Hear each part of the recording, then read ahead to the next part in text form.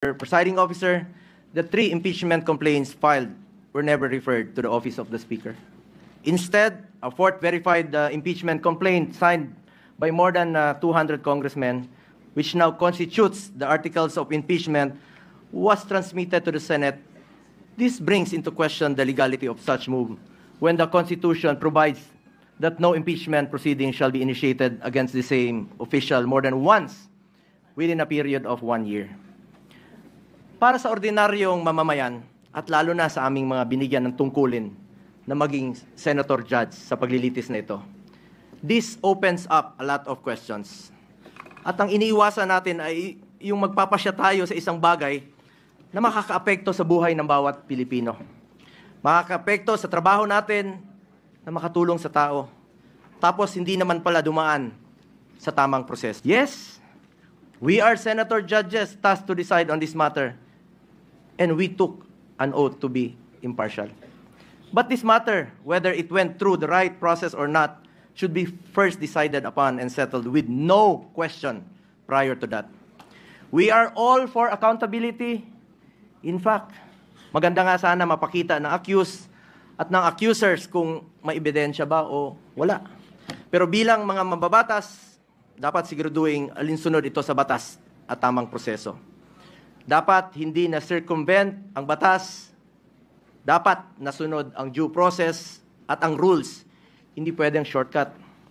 Justice delayed is justice denied, and justice conducted the wrong way is no justice at all. Anong nangyari sa 3 naunang impeachment complaints? Bakit hindi ito agad na-refer sa Speaker's office? Bakit hindi ito isinama sa order of business within 10 session days? At bakit hindi ito inirefer sa tamang komite within 3 session days after its inclusion in the order of business as mandated by our Constitution? Tila dinrable lang ito at hindi pinaandar ang shot clock. Parang hindi po ma-technical sa oras. Sa basketball nga, hindi pwedeng puro dribble lang. May shot clock po yan at may oras na dapat mong obserbahan. Pangalawang issue na dapat bigyang linaw ay kung maaari bang tumawid ang impeachment case sa 20th Congress.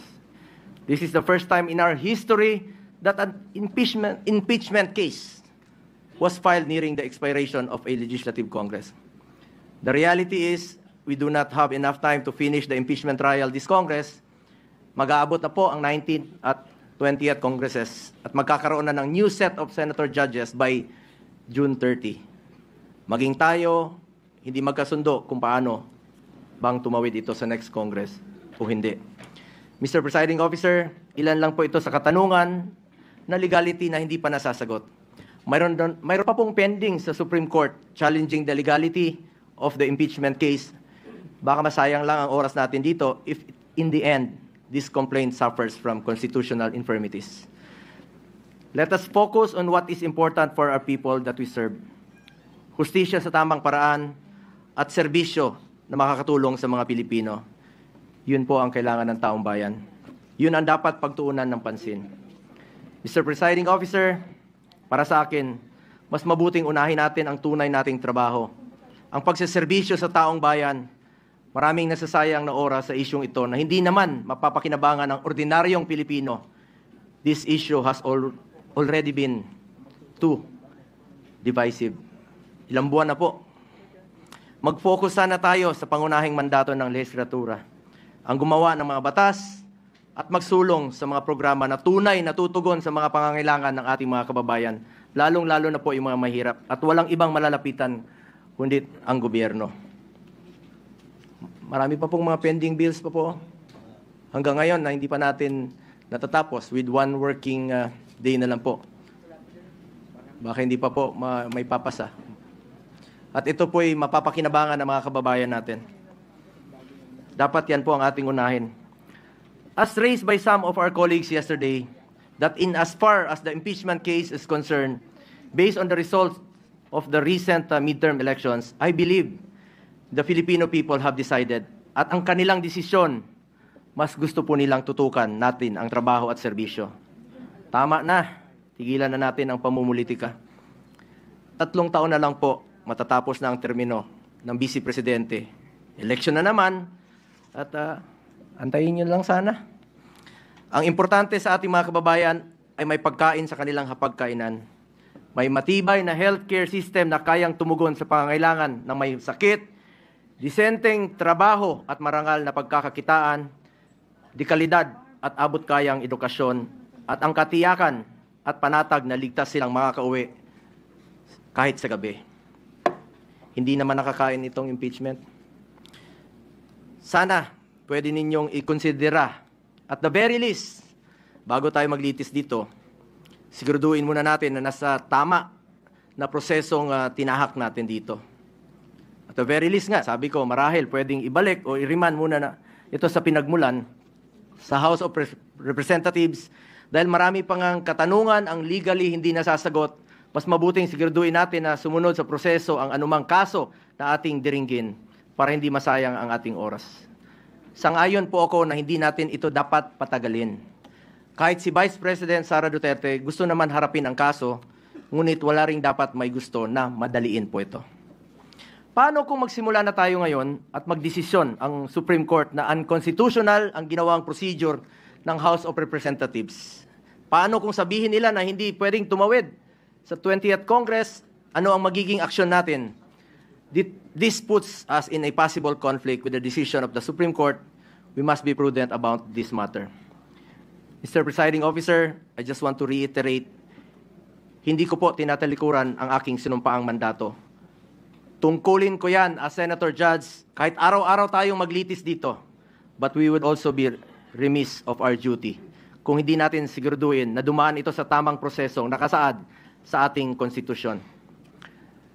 At kilala ko po ang mga Duterte, Mr. Presiding Officer.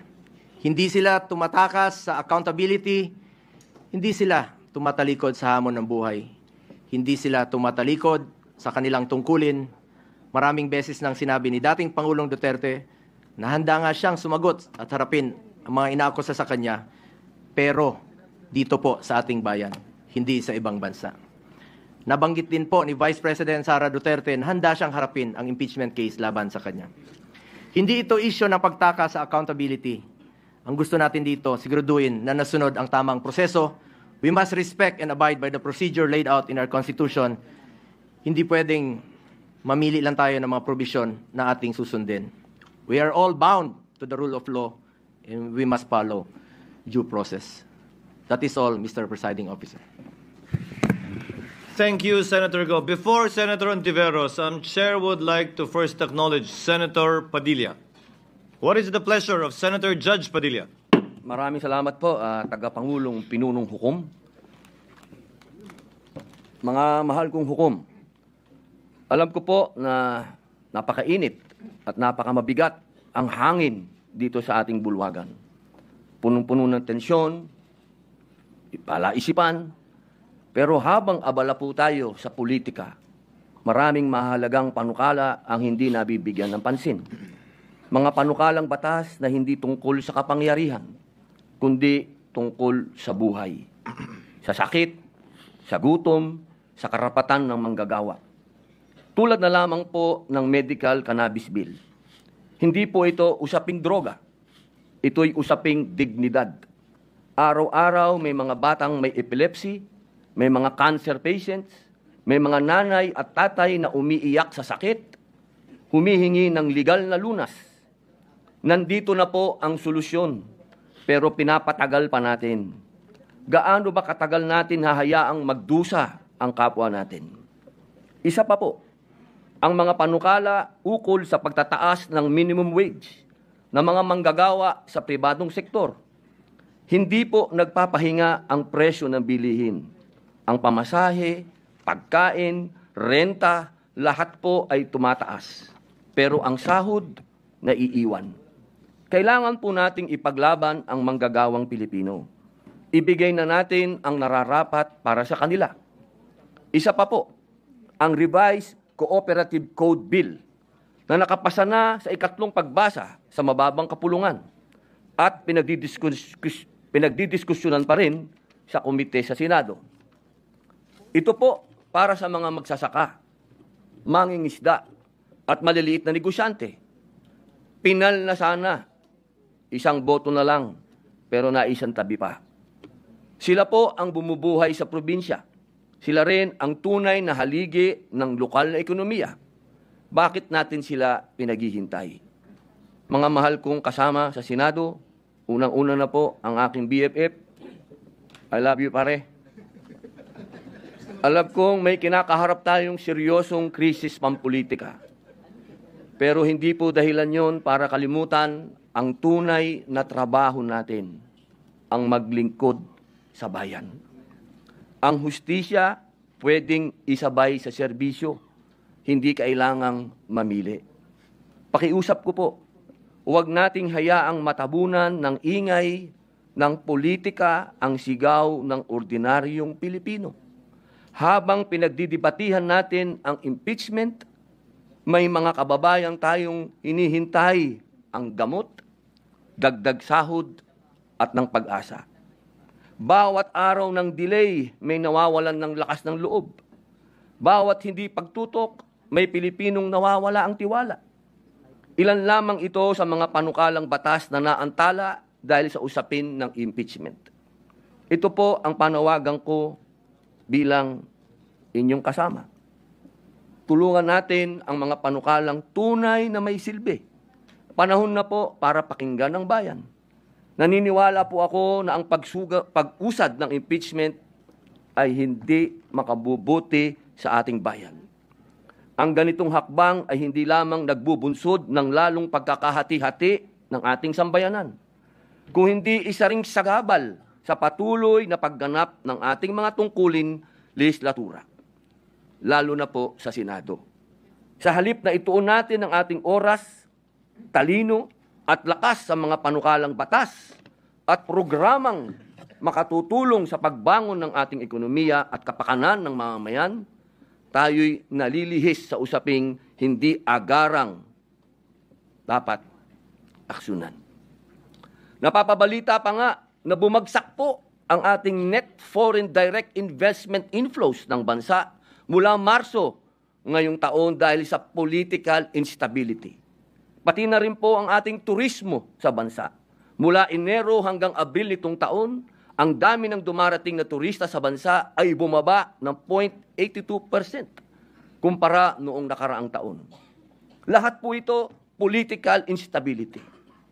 Mga mahal kong kasama, ang impeachment na ito ay napakarami ding chismis, napakaraming iskandalo ng tungkol sa bayaran, sa alok, ng kung ano-ano. Dahil po dito, muli po, inihikayat ko ang aking mga kapwa lingkod bayan na bigyang prioridad ang pagkakaisa, katatagan ng ating institusyon at kapakanan ng sambayan ng Pilipino. Maraming salamat po.